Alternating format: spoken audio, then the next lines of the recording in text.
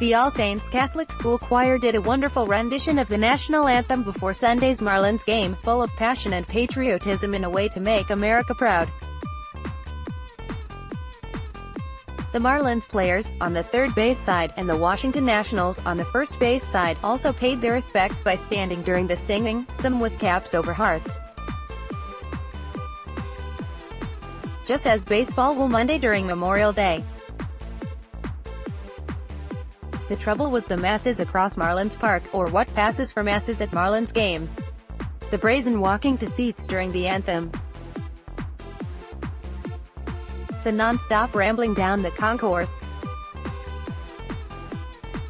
There was even crass capitalism being conducted at concession stands during the playing of the anthem. Or are we supposed to not notice the pizza and bottles of water being delivered? Do you realize the trouble we're heading for in sports since President Trump offered broad and bold proclamations on how people are expected to behave during the anthem? Even after the NFL changed their policy to say players on the field had to stand for the anthem but players could elect to stay in the locker room, that wasn't enough. He initially said on Fox News he doesn't think people should be staying in the locker rooms, and, by people, he meant the handful of NFL players who were taking a knee during the anthem as a protest against social injustice last year. But he continued on in a manner that puts everyone attending sports games on call: you have to stand proudly for the national anthem, or you shouldn't be playing, you shouldn't be here. Maybe you shouldn't be in the country. You have to stand proudly for the national anthem. In these politically divergent times, anyone who doesn't stand for the anthem might be cut from the country. And while NFL players have been singled out, it's the masses being put on call now.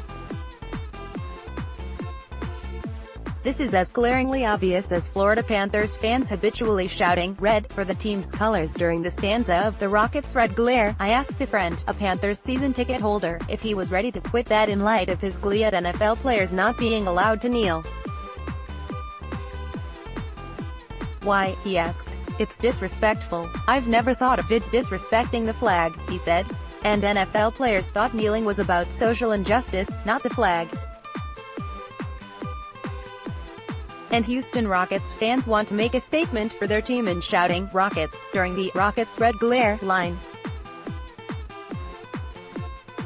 And Baltimore Orioles fans shout their namesake letter on "Oh, say can you see, Saint."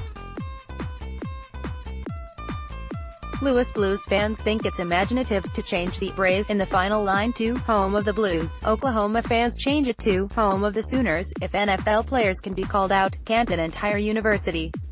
Will rival Nebraska single out Oklahoma's anti-American actions? Do we need law officials What about all of them in the stands shouting "Red" during Panthers games? Not just that. Let's warn the couple walking down to their Sunday seats in section 210 they shouldn't do that, as the anthem is being played. Everyone on the concourse should stop too, just as all business should, like the man buying pizza at the concession stand. "I don't really want to give you my name," he said. "That's fine. We're not naming names just yet." I recently asked a foreign athlete playing for a South Florida team who is generous with his thoughts about standing for our national anthem, night after night. He shrugged and smiled. "I'd rather not get into that." You can't blame him. How would you like to stand for the Russian national anthem every day before you worked? As the grandson of an immigrant and son of a Navy man, I agree with standing for the anthem. As a proponent of the Constitution, I stand more strongly for the First Amendment. But who cares what I say when the leader of the free world has spoken? Walking to seats and localizing the anthem with "Red" at Panthers games might sound innocent to some. But as you heard this week, you should stand proudly for the anthem or you shouldn't be at games. Maybe you should even get kicked out of the country.